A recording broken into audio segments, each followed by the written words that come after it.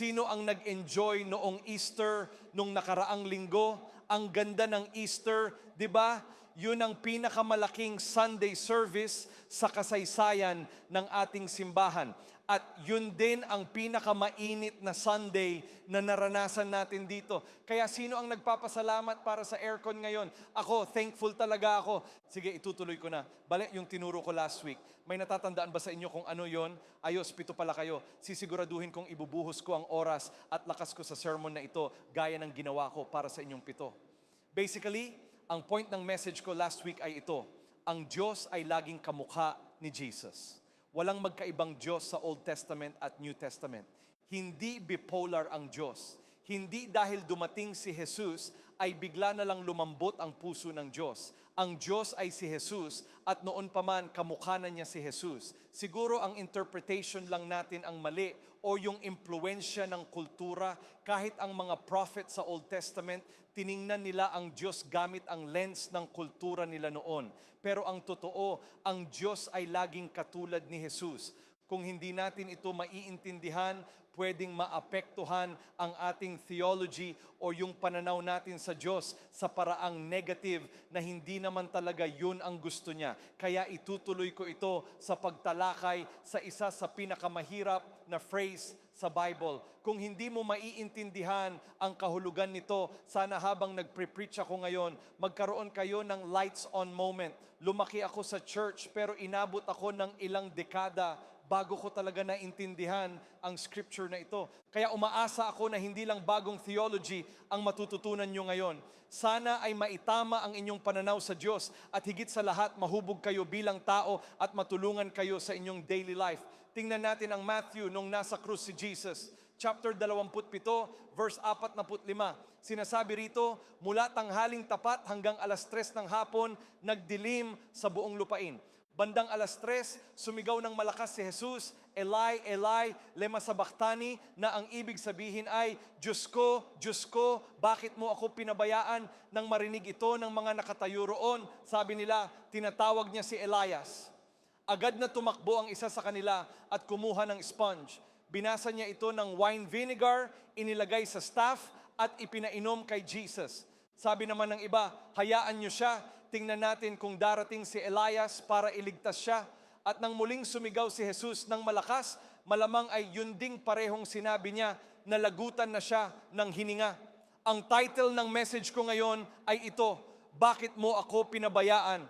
Kung magiging tapat tayo, marami sa atin ang nanalangin na rin yan sa Diyos. Bakit mo ako kinalimutan? Bakit parang ang layo mo sa akin? Bakit hindi kita maramdaman? Bakit siya tinutulungan mo pero ako hindi? Nung nakaraang linggo, pinag-usapan natin kung paano ang pananaw natin sa Diyos ay madalas nahuhubog ng maling perception natin sa cross. At ang verse na ito ay malaking bahagi ng ating pagkakakilala sa Diyos. Naniniwala ako na marami sa atin ang may maling akala dahil mali ang interpretation natin sa verse na ito. Alam nyo, noong lumalaki ako, akala ko ang krus ay nangangahulugang sa pinakamahirap na sandali ni Jesus, tinalikuran siya ng kanyang ama. Akala ko ang krus ay tungkol sa isang galit na Diyos na kailangang may parusahan. Akala ko nung sumigaw si Jesus ng Diyos ko, bakit mo ako pinabayaan? Ito ay dahil umalis na talaga ang Ama. Baka hindi ito direktang itinuro sa inyo, pero ito yung nararamdaman ng marami. Kaya ang nangyayari, nagiging sobrang ingat natin at parang kailangang mag-tiptoe sa harap ng Diyos para wala tayong magawang mali na magtutulak sa Kanya palayo para hindi niya tayo iwan. At heto ang nakakabaliw, hindi natin namamalayan na dala-dala natin ang ganitong mindset. Na kapag may nagawa tayong mali, pababayaan din tayo ng Diyos gaya ng pagpabaya niya kay Jesus sa krus. At pangako, kung ito ang picture ng Diyos na dala mo, hindi lang yan mananatili sa krus, dadalhin mo yan sa sarili mong paghihirap. Kapag nagkakagulo na ang buhay, iisipin mo na lang na tinalikuran ka na ng Diyos. Isipin nyo, si Jesus ay perfect, wala siyang ginawang mali, siya ang perpektong anak. Pero sa gitna ng pinakamahirap na oras niya, tinalikuran daw siya ng Diyos Ama Kung si Jesus na perfect at walang kasalanan ay tinalikuran, paano pa kaya ako na hindi perfect at maraming kasalanan? Siguradong mas mabilis niya akong tatalikuran. Walang magpre-preach niyan, pero yan ang nararamdaman ng marami sa atin. May nakaka-relate ba rito? Ang dalawang pinakamahirap na sandali sa buhay ni Jesus ay makikita natin sa Passion Week. Una ay doon sa Garden ng Gethsemane, kung saan kausap ni Jesus ang Ama at sinasabing, hindi ko alam kung kaya ko to. Sa tindi ng stress at pagod, nagpawis siya ng dugo, pero sinabi niya ang napakagandang linya na ito, huwag ang kalooban ko, kundi ang sa iyo ang masunod. Ang pangalawang moment, ang pinakaraw na sandali para sa akin ay makalipas ang ilang araw. Nung sumisigaw siya sa kanyang ama, bakit mo ako pinabayaan? Sa unang tingin, parang napakabigat ng phrase na ito dahil pasok ito sa imahe ng isang galit na Diyos na nag-aalay ng sariling anak. Pero gaya ng natutunan natin last week, ang Diyos ay laging kamukha ni Jesus. Kaya dapat nating itanong, ito ba ang gagawin ni Jesus? Papatayin ba niya ang sarili niyang anak at tatalikuran ito? Ang simpleng sagot, kung nagtataka kayo, ay hindi. Hindi yan gagawin ni Jesus. At kung hindi yan gagawin ni Jesus, ibig sabihin, hindi rin yan gagawin ng Diyos. Ibig sabihin, may mas malalim pang mensahe sa scripture na ito. At ngayon, gusto ko kayong turuan sa mas malalim na kahulugan nito. Dahil kung makuha nyo ang revelation na ito, magsisimulang maging maayos at masagana ang buhay nyo. Sino rito ang gustong lumago ang relationship sa Diyos at sa mga tao sa paligid nila? Halika, simulan natin. Ito ang unang thought ko. Ang sigaw ni Jesus ay hindi ang dulo ng kwento. Hindi lang ito basta mumble o random na kawalan ng pag-asa sa huling sandali ng kanyang buhay. Ang dapat nating maunawaan ay sa Jewish community noon, ang mga awit o psalms ang kanilang pangunahing prayer book. Wala silang mga verse at chapter gaya ng sa atin ngayon. Maraming teacher ang gumagamit ng technique na tinatawag na incipit. Ibig sabihin, babanggitin nila ang unang linya ng isang psalm at ang layunin nito ay kapag narinig ang linyang yun, maaalala ng nakikinig ang buong awit o ang buong panalangin. Para sa mga mapangutya sa paligid, inaakusahan lang nila si Jesus na tinatawag si Elias. Naghihintay sila kung darating ba si Elias para iligtas siya. Pero para sa isang tapat na Jewish follower ni Yahweh, kapag narinig nila ang sigaw ni Jesus sa krus, agad itong nagtitrigger sa kanila. Maaalala nila ang tinatawag nating Psalm 22. Balikan natin ang Old Testament sa Psalm 22. Ito ang pinakaunang verse ng Psalm 22 na isinulat ni David. Diyos ko, bakit mo ako pinabayaan? Kinuha ito ni Jesus word for word, verbatim. Hindi ito modern English o Aramaic lang. Eksaktong salita ito mula sa Psalm 22. Ginamit ni Jesus ang incipit technique para ibalik ang mga tao sa awit na ito. Kaya kung gusto ni Jesus na balikan natin ang psalm na yon, anong dapat natin gawin? Dapat nating basahin ang buong psalm. Gising pa ba kayo ngayong umaga? Sige nga, sumagot naman kayo. Conversation tayo rito. Sumigaw kayo pabalik. Yung maganda ha, pero sumigaw kayo. Sige na, simulan na natin ang Psalm 22 dahil dito magiging maganda ang lahat. Diyos ko, bakit mo ako pinabayaan? Bakit ang layo mo para iligtas ako? Napakalayo sa aking mga daing ng paghihirap. Diyos ko, tumatawag ako sa araw pero hindi ka sumasagot. Sa gabi, hindi ako makapahinga. Mukhang hindi maganda, di ba? Parang galit na Diyos pa rin pero kailangang basahin ang buong awit. Verse 3, ngunit ikaw ay banal na nananahan sa mga papuri ng Israel.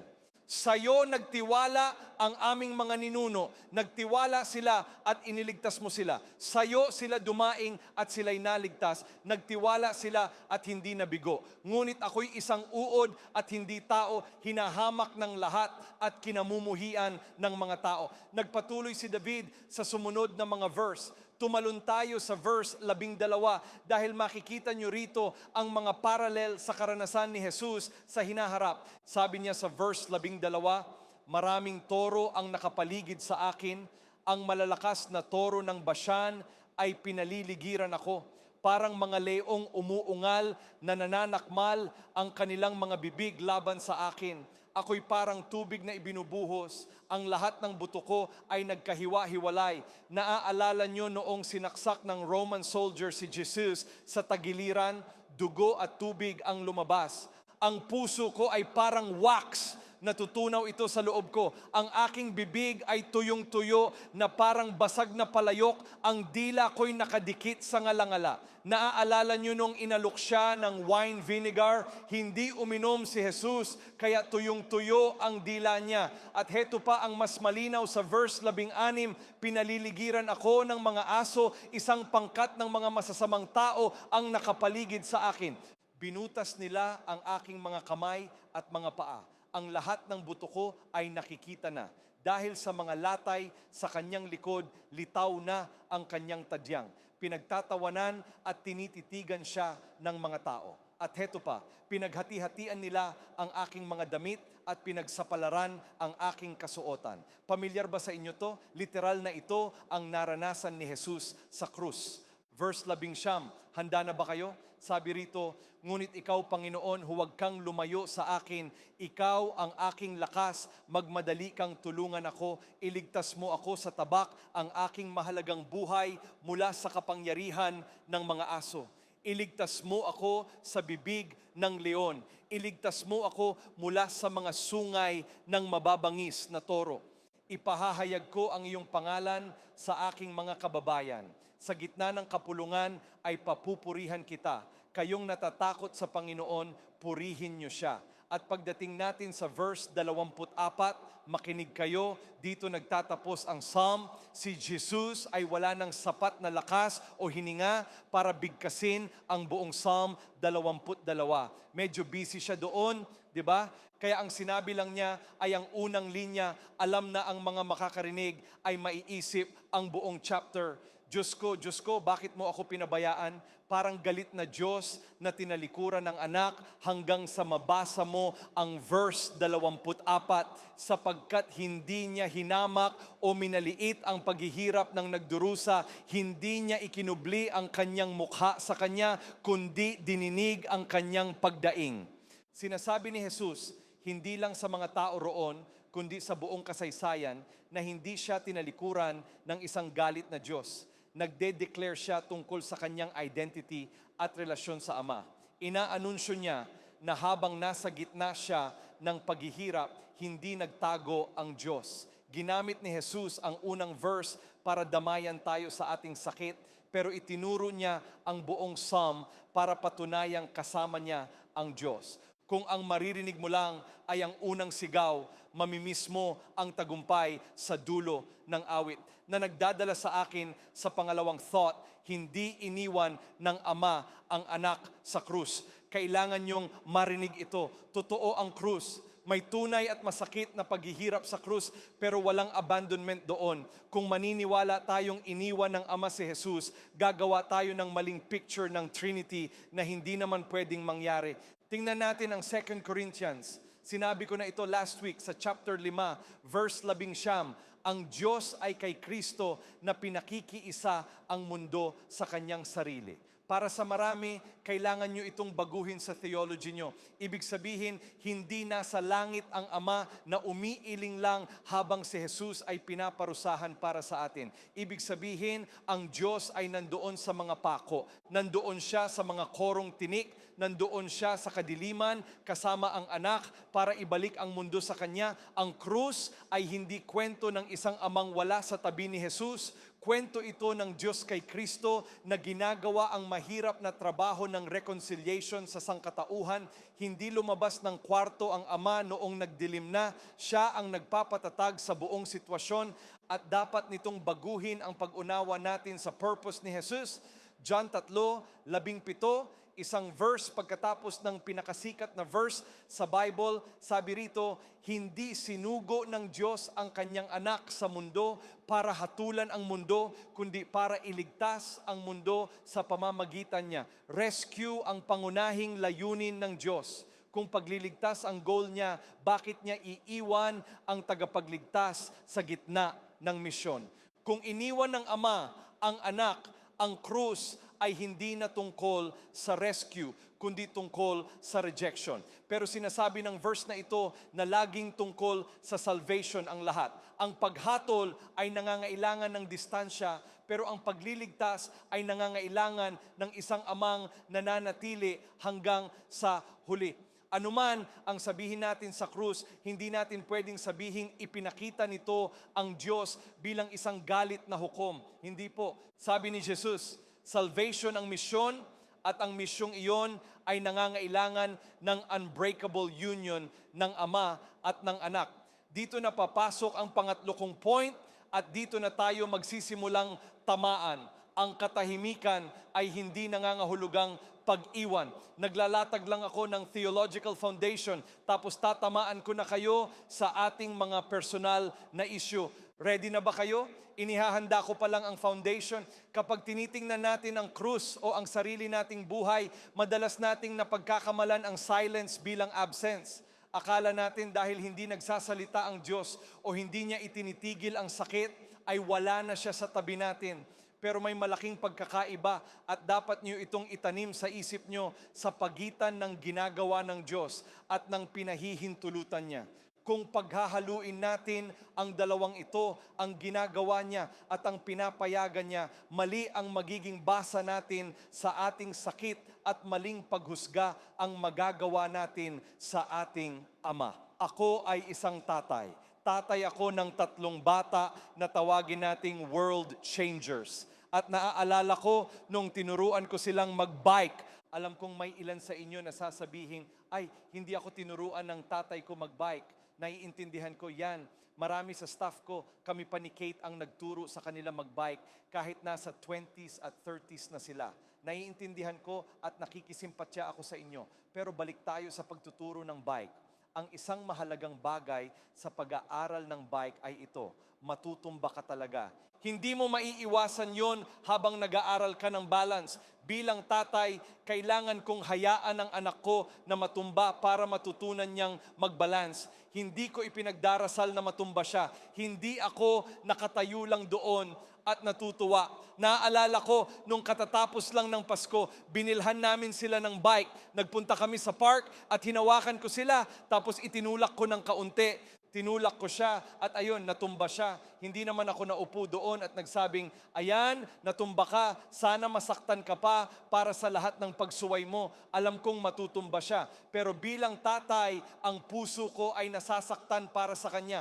Ayaw ko siyang matumba, pero alam kong mangyayari yon. Pero alam ko ring babangon siya at susubok uli. At sa huli, matututunan din niyang mag-bike nang hindi na natutumba. Hindi ko pinlanong masaktan siya, pero dahil alam ko kung paano gumagana ang buhay, alam kong matutumba siya. Marami sa atin dito ang sumasakay sa bike ng buhay at kapag natumba tayo, tinitingnan natin ang Diyos at iniisip natin siya ang nagtulak sa atin. Huwag niyo kailanman ipagkamali ang ginagawa ng kamay ng Diyos sa pinahihintulutan niya lang.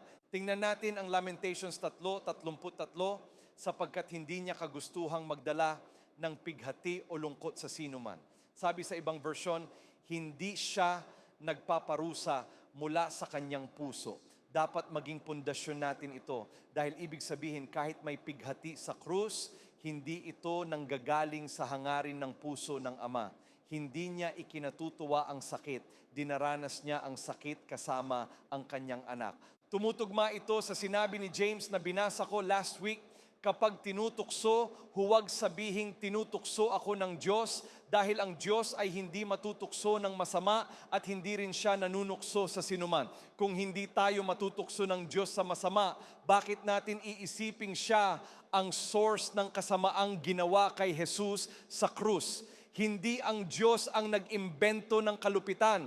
Mga Romano ang gumawa niyan. Hindi ang Diyos ang nag-udyok kay Judas na magkanulo. Ginawa niya yon sa sarili niya. Pero hinayaan ito ng Diyos na mangyari para sa mas malaking layunin.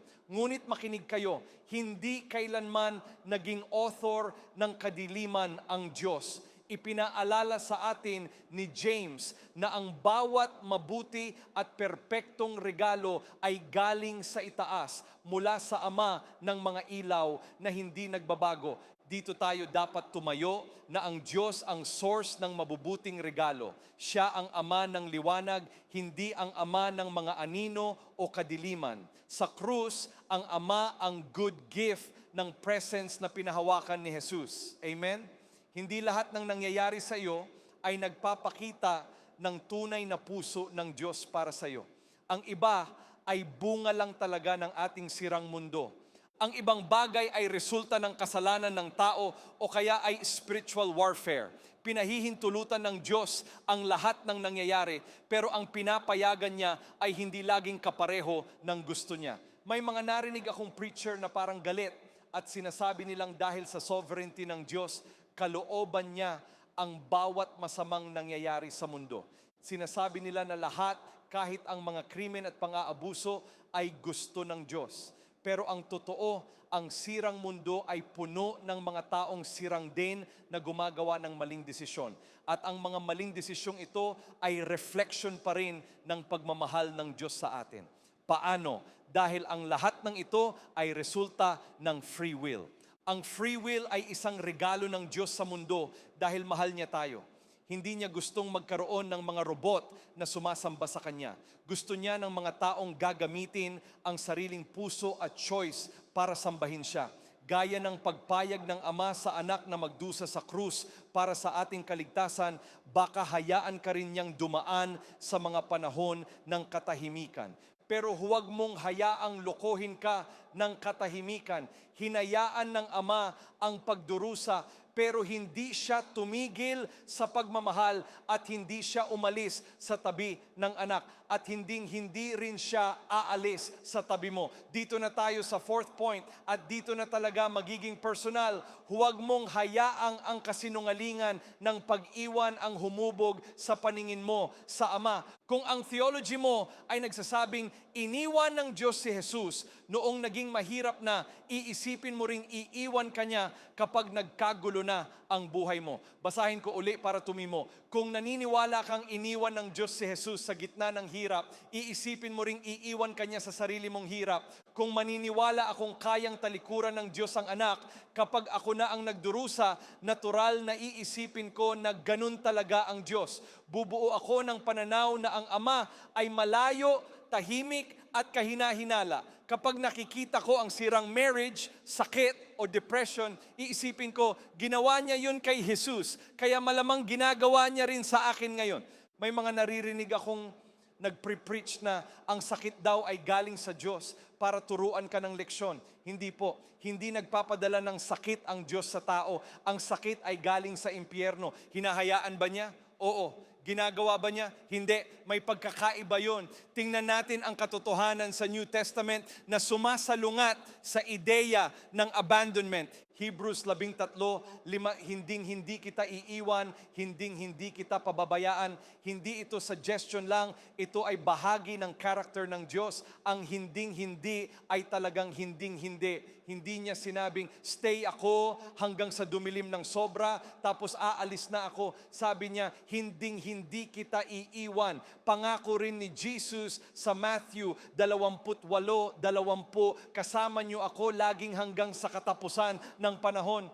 Laging kasama, ibig sabihin nasa gitna ng gulo mo, ng bagyo, ng depresyon at ng katahimikan, nandoon pa rin si Jesus. Idineklara rin ni Paul sa Romans 8:38 ang napakagandang passage na ito. Sapagkat naniniwala ako, gusto ko si Paul dahil sigurado siya. Hindi lang ito basta thought or sabi-sabi lang. Gumagawa siya ng declaration. Naniniwala ako na kahit ang kamatayan, buhay, mga anghel, mga demonyo, ang kasalukuyan o ang hinaharap o anumang kapangyarihan, wala sa buong nilikha ang makapaghihiwalay sa atin sa pag-ibig ng Diyos na kay Kristo Jesus na ating Panginoon. Kung wala nang makapaghihiwalay sa atin sa Kanyang pag-ibig, ang pag-iwan o abandonment ay imposible sa theology ng Diyos. dapat nating sabihing amen diyan dahil nagsisilbi tayo sa isang Diyos na hindi tatalikod sa atin. Tayo ang madalas tumatalikod sa Kanya, pero nandoon lang siya at laging bukas ang Kanyang mga bisig. Ipinapakita ng krus ang isang mapagmahal na amang nagsasabing, "Ako na ang tatanggap ng parusa para sa iyo." Kahit talikuran mo siya, hindi magbabago ang ginawa niya para sa iyo. Walang makapagbabago noon. Baka sabihin ng nararamdaman mo na malayo siya. Baka sabihin ng sakit mo na wala siya. Baka lokohin ka ng frustration mo na sawa na siya sa iyo. Pero ang gospel ay mas matibay kaysa sa nararamdaman mo. Hindi siya aalis, hindi siya magpapabaya. Ito ang susunod kong thought at declaration. Ang Diyos ay nasa gitna ng gulo mo. Hindi siya nanonood lang mula sa malayo. May mga tao rito at may mga nanonood online ngayon na nararamdamang iniwan na sila ng Diyos. Tinitingnan mo ang buhay mo at parang Good Friday pa rin at hindi mo alam kung darating pa ang linggo. Parang lumubog na ang araw at naiiyak ka na lang, tinatanong, nasaan ka? Bakit mo ako pinabayaan? Maaring hayaan ng Diyos ang paghihirap, pero ang presensya niya ay hindi umaalis sa gitna noon. Binubuo ko ang point na ito dahil ang paningin natin sa Kanya ang nagdidikta kung paano natin siya nakikita sa ating mga problema. Natatakot ako sa Diyos kaya hindi ko kayo lolokohin at sasabihin kapag sinunod nyo si Jesus, magiging perfect na ang lahat. Hindi po, dahil kung gagawin ko yun, magsisinungaling ako tungkol sa sarili kong karanasan. Kahit nakita ko si Jesus at binigyan niya ako ng purpose, kailangan ko pa rin dumaan sa hamon ng buhay dahil nasa sirang mundo tayo. Ang totoo, kung ang Diyos ay nasa kay Kristo sa krus, ibig sabihin hindi siya nakatayo lang sa pampang at nanonood. Hindi siya nasa balcony at naghihintay kung anong mangyayari kay Jesus. Nandoon siya sa gitna ng paghihirap na yon. Kaya ibig sabihin, nandoon din siya sa gitna ng pinagdaraanan mo ngayon. Hindi ka mahal ng Diyos mula sa malayo. May kanta pa ngang nagsasabing ang Diyos ay nanonood mula sa malayo. Pero hindi yun totoo. Niloloko tayo ng kantang yun. May isang generation na lumaki sa maling akala na nanonood lang ang Diyos sa atin from a distance. Hindi po. Siya ay nasa gitna natin. Kasama mo siya ngayon mismo. Ito ang gustong sabihin ni Moses sa mga natatakot na tao sa Deuteronomy 31:8. Ang Panginoon mismo ang mangunguna sa inyo at sasamahan kayo. Hinding-hindi niya kayo iiwan o pababayaan. Huwag kayong matakot o mawalan ng pag-asa. Mapapansin nyo, hindi lang nagpapadala ang Diyos ng sulat o email ng pagmamahal niya. Siya mismo ang nangunguna at nandoon na sa gulong kinatatakutan mo. Para sa inyo na parang madudurog na ang puso ngayon dahil sa bigat ng problema nyo, sabi sa Psalm 34, talata 18, ang Panginoon ay malapit sa mga may broken heart. Inililigtas niya ang mga may wasak na espiritu. Hindi lang siya malapit sa mga taong perpekto na, malapit siya sa mga nasasaktan. Naaakit siya sa mga taong may pinagdaraanan. Sasama ang Diyos sa gitna ng iyong gulo, sa gitna ng iyong apoy. May ilan sa atin na gusto lang na iligtas tayo ng Diyos mula sa apoy. Pero alam nyo ba, ang madalas na ginagawa niya, hindi niya tayo inilalabas agad sa apoy, sumasama siya sa atin sa loob nito. Naaalala nyo ba ang kwento ni Shadrach, Meshach at Abednego sa libro ni Daniel?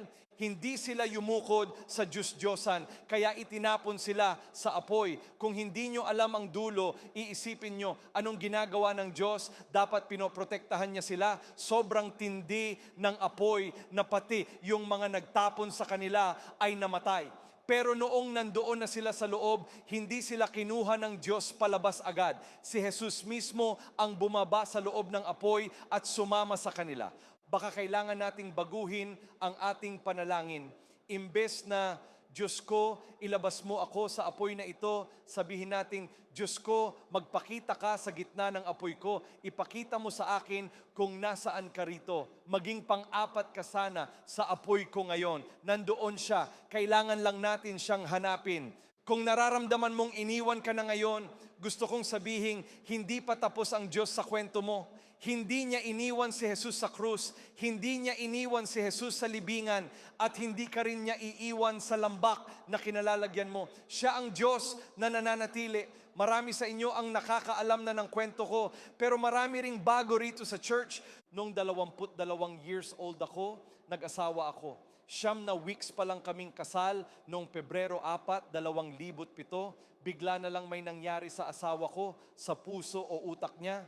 Sa madaling salita, namatay siya sa tabi ko habang nasa kama kami. 20 years old lang siya at wala namang sakit noon. Sinubukan ko siyang i-CPR hanggang sa dumating ang ambulance, pero wala na talaga siya. Isa akong youth pastor noon at nagsisilbi sa Diyos. Ibinigay ko ang mga pangarap ko para maglingkod. Tumanggi pa nga ako sa career sa male modeling para kay Jesus. Bakit kayo tumatawa? Akala ko ako yung taong dapat ingatan ng Diyos. Akala ko sa mga makasalanan lang nangyayari yon. Nakaka-relate ba kayo sa ganyang pakiramdam? Sinasabi ko ito dahil nag-pre-preach ako mula sa sarili kong karanasan. Pinagdaanan ko rin ang matinding gulo. Noong gabing yon, mga 13 oras matapos siyang mawala, pumunta ako sa church namin. Kailangan may kunin ng kapatid ko, kaya sumama ako sa best friend ko.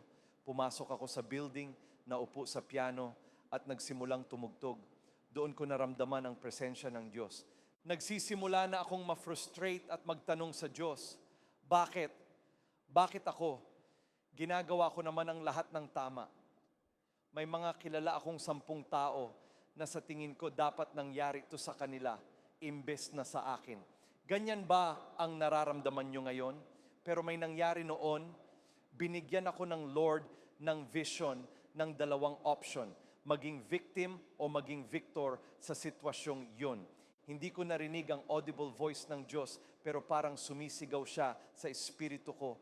Yun ang pinakamalakas na narinig ko ang Lord sa buong buhay ko. Habang umiiyak ako sa piano, narinig ko ang linyang ito. Ako ang magiging comfort mo. Ako ang magiging strength mo. Paulit-ulit ko yung sinabi habang humihagulgol. Gusto kong sabihin sa inyo na sa sandaling yon, naging comfort at strength ko talaga siya, pero hindi nawala ang sakit.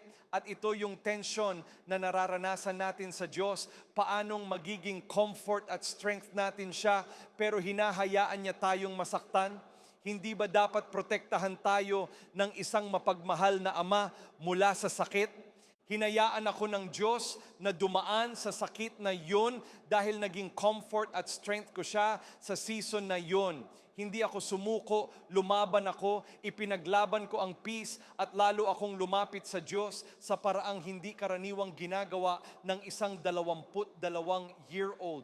Nakakuha ako ng mga revelation tungkol sa pag-ibig ng Diyos na hindi pa nakukuha ng marami. Nagdesisyon ako noong 22 ako na kahit anong mangyari, at wala nang masasakit pa sa pagkawala ng asawa mo pagkatapos ng 9 weeks. Kahit hindi ko ma-explain, magtitiwala pa rin ako sa Kanya. At ngayon, ang paraan ko ng pag-lead sa church na ito ay isinilang mula sa season na yun ng sakit. Mayroon akong hindi matitinag na pagtitiwala sa Diyos.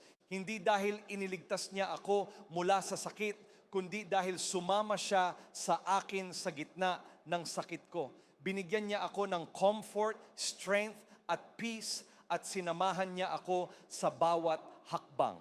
May mga tao rito ngayon na baka sinisisi ang Diyos nang hindi nila namamalayan. Sa susunod na mga sandali, gusto ko kayong bigyan ng pagkakataon na bitawan ang galit na yan. Bitawan nyo ang paninisi sa Diyos at yakapin ang Kanyang pag-ibig. Paano tayo makakadaan sa gulo ng hindi nararamdamang iniwan tayo? Paano natin mapipigilan ang sarili nating isiping kinalimutan na tayo ng Diyos? Sinasabi ko sa inyo, huwag kayong bubuo ng theology base sa inyong emosyon. Dalhin nyo ang emosyon nyo sa Diyos at itayo ang inyong theology kay Jesus.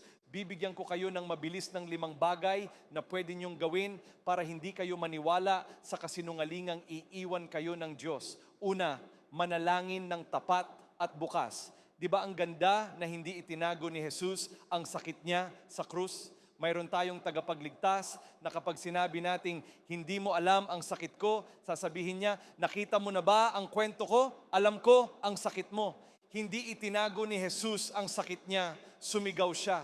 Ipinapakita ng Psalm 22 na pwede mong dalhin ang iyong matinding hirap sa Diyos nang hindi nawawala ang iyong pananampalataya. Sabi sa Psalm 62, 8, magtiwala kayo sa Kanya sa lahat ng oras, ibuhos nyo ang inyong puso sa Kanya sapagkat ang Diyos ang ating kanlungan. Huwag niyong isanitize o pagandahin ang prayer niyo sa Diyos. Kung masakit, sabihin niyo, hindi siya natatakot sa gulo niyo at ang ating church ay hindi rin natatakot doon. Gusto niyang marinig ito mula sa inyo. Parang kapag tinatanong ko ang mga anak ko kung kumusta ang school nila, kahit alam ko na ang nangyari dahil nag-email ang teacher, gusto kong marinig yung kwento mula mismo sa kanila. Alam na ng Diyos ang pinagdaraanan nyo, pero gusto niyang marinig yun mula sa inyo. Dahil kung hindi nyo sasabihin, paano niya kayo matutulungan na lumago at gumaling?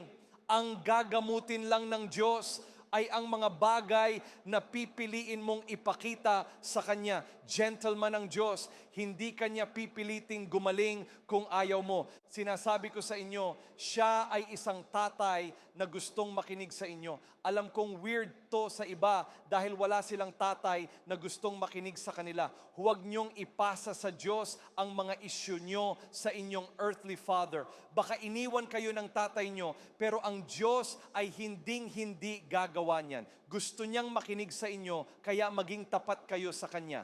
Ang pangalawang bagay ay bigkasin ang scripture sa ibabaw ng inyong nararamdaman.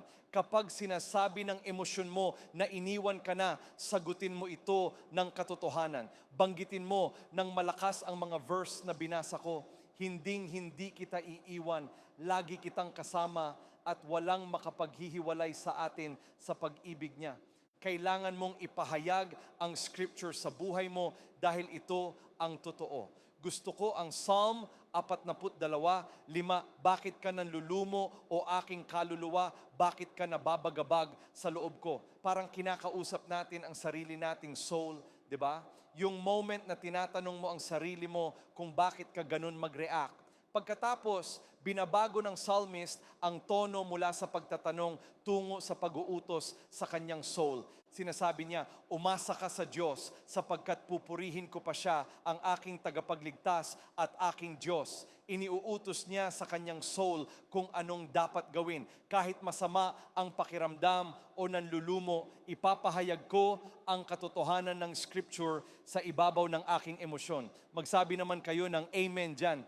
Pangatlo ay manatiling konektado sa body o sa community. Kapag nagagalit ang mga tao sa Diyos, ang una nilang ginagawa ay itulak palayo ang ibang mga Christian. Kapag disappointed sila, tinatanong nila kung bakit hinayaan ng Diyos na mangyari yon at inilalayo nila ang sarili nila. Pero ang moment na kailangan mo ng community ay ang sandali ring madalas mong itulak ang mga tao palayo. Sabi sa Galatians 6:2, pasanin niyo ang mga huling pasanin ng bawat isa. Bakit? Dahil dinisenyo tayo ng Diyos para maranasan ang Kanyang presensya sa pamamagitan ng tulong at pagmamahal ng ating community.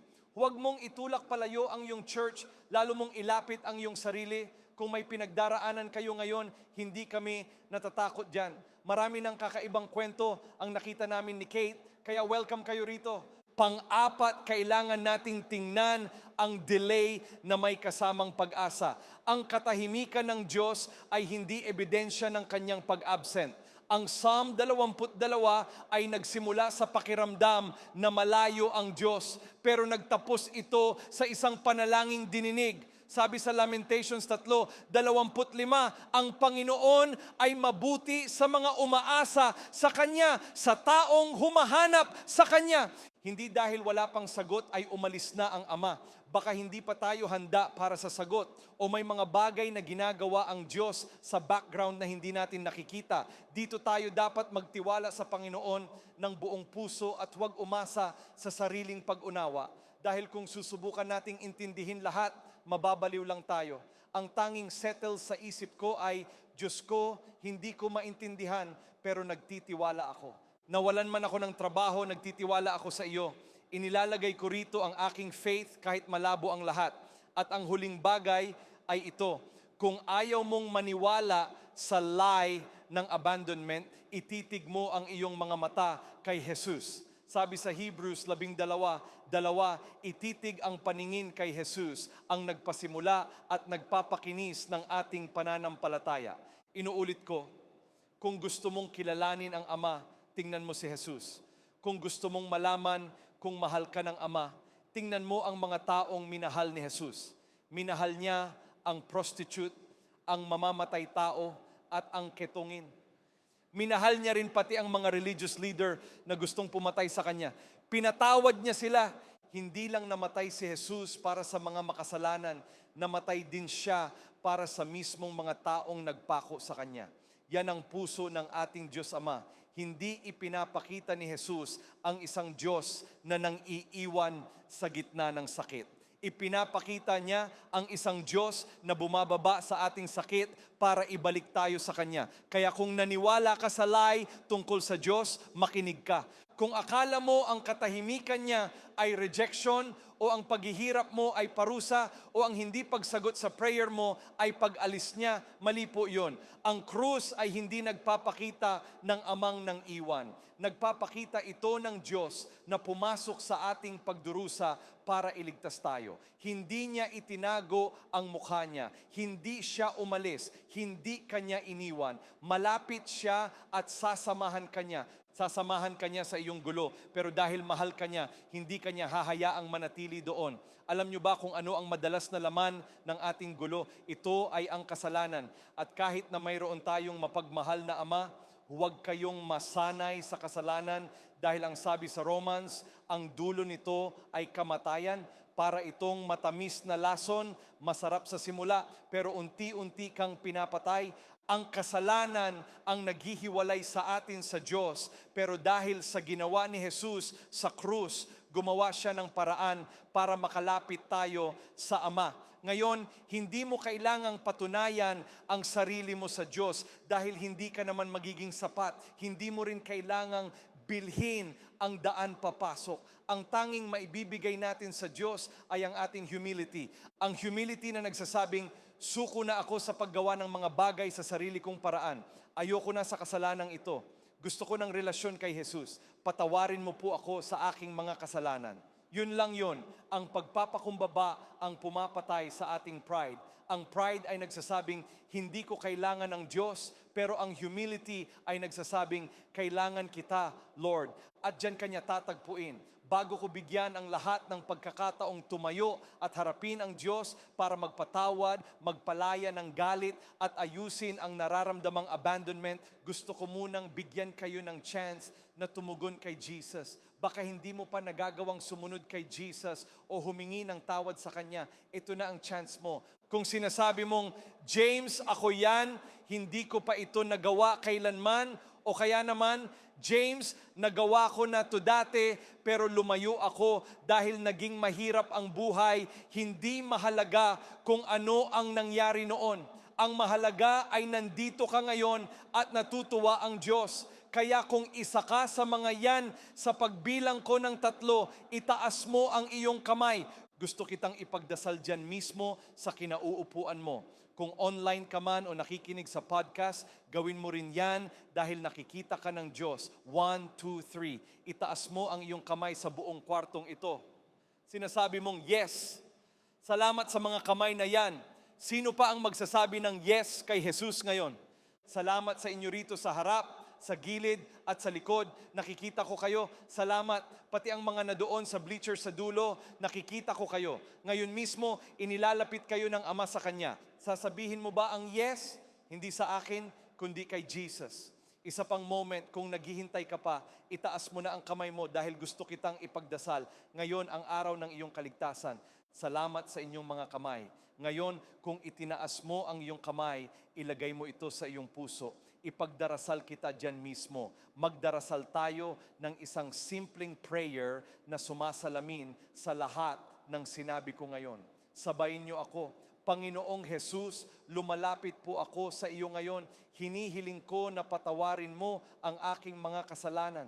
Naniniwala po ako na namatay ka sa krus, pero tinalo mo ang kamatayan at nabuhay kang muli. Kaya ngayon, pinipili ko pong sumunod sa iyo. Jesus, ikaw ang aking Panginoon at tagapagligtas. Gawin mo po akong isang bagong nilalang sa iyong dakilang pangalan. Amen.